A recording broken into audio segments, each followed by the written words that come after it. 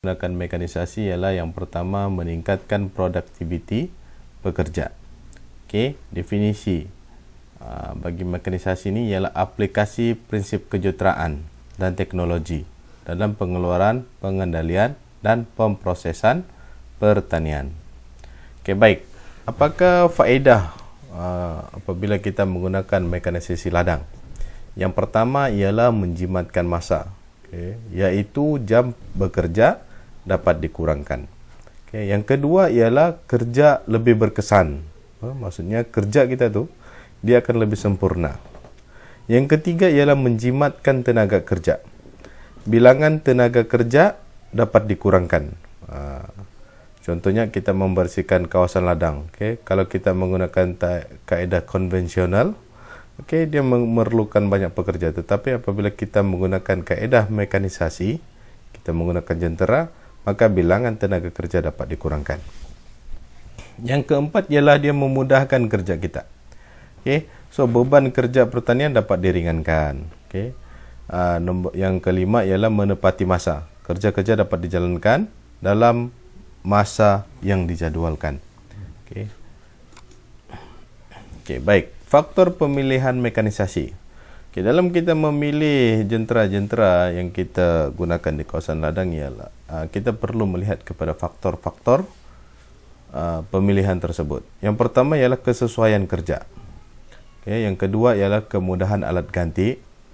Ketiga, harga. Keempat, kemudahan penyelenggaraan. Maksudnya mudah untuk kita selenggara dia. Dan yang kelima ialah kuasa jentera, horsepower lah. Ataupun enjinnya, kekuatan jentera tersebut. Kalau lebih banyak beban yang perlu diangkat, bermakna jentera tu perlu lagi besar. Kalau kawasan tu lebih luas, bermakna jentera tu perlu lagi mempunyai kuasa yang lebih tinggi, dan mudah dikendalikan. Baik, penggunaan mekanisasi dalam aktiviti perladangan. Antara aktiviti yang kita gunakan jentera ataupun mekanisasi dalam aktiviti perladangan, yang pertama ialah pembersihan kawasan. Bila kita bersihkan kawasan, mesin gergaji berantai ataupun kita akan gunakan jentolak. Yang kedua ialah penyediaan tanah. Apabila sebelum kita memulakan sesuatu penanaman, kita akan melakukan penyediaan tanah ataupun penyediaan tapak kawasan tersebut. Mekanisasi yang kita gunakan ialah alat bajak primer dan juga alat bajak sekunder. Dalam peringkat penanaman pula, kita akan menggunakan alat penabur biji benih. Dan seterusnya pada peringkat pembajaan ialah mesin penabur baja. Dan pengawalan rumpai dan perosak. Apabila kita melakukan pengawalan rumpai dan perosak, ini adalah antara jentera yang akan kita gunakan ataupun mesin yang akan kita gunakan ialah penebas putar, penyembur sandang berjentera, mesin rumput tolak, penebas sandang, pamber kuasa, penyembur galas dan penyembur bom. Baiklah. Dalam pembajakan primer, apa yang kita gunakan? Dalam pembajakan primer, membajak tanah peringkat awal, lapisan tanah keras dilonggar dan dipotong dan dibalikkan. Bajak piring, bajak pahat dan bajak sepak. Ini merupakan contoh bajak-bajak yang kita gunakan pada peringkat yang pertama sebelum kita melakukan pembajakan sekunder.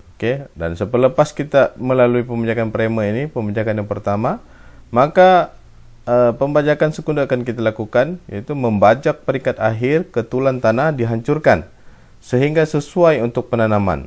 Maksudnya dia lebih hancurlah, kawasan tanah tu dia lebih gembur. So bajak putar, bajak sikat, pembatas dan juga bajak sisir. Ini merupakan antara contoh bajak-bajak primer. Kalau kamu tengok di sini, ini adalah bajak piring.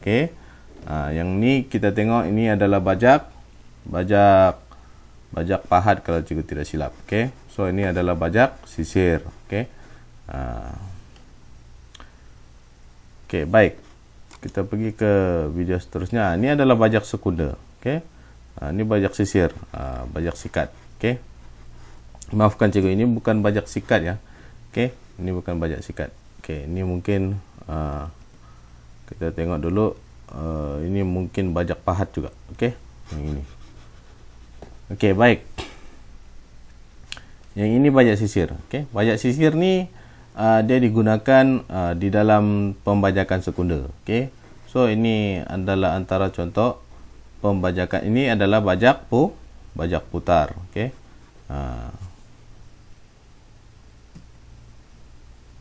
Baiklah, kaedah pembajakan. Okey, ada kaedah-kaedah pembajakan yang kita amalkan di kawasan tapak tanah yang ingin kita lakukan penanaman. Yang pertama ialah pembajakan sahala. Bermula dari luar hujung sempadan tanah, bergerak ke hujung sempadan berlawanan. Okay, tanah dibajak selari, pembajakan rata, meninggalkan satu alur di sebelah hujung tanah berlawanan. Sistem digunakan untuk tanah yang luas, menggunakan implement reversible plough ataupun harrow. Pembajakan kaedah casting, okay, bermula dari luar hujung tanah dan membalikkan tanah ke kanan. Bergerak mengikut arah lawan pusingan jam, berakhir dengan membentuk parit di tengah ladang. So, pembajakan terkumpul bermula dari bahagian tengah dan berakhir di tepi. Balikkan tanah yang bertentangan arah dapat meratakan parit yang terbentuk di tengah ladang. Dan juga pembajakan secara pusingan. Bermula dari tepi atau tengah ladang mengikut arah lawan pusingan jam. Menghasilkan balikan tanah yang bertentangan, parit terbentuk di bahagian tengah dan pembajakan dilakukan secara mengundur. Okey, baiklah. Untuk topik ini kita bincangkan pada video yang akan datang. Sekian dan terima kasih.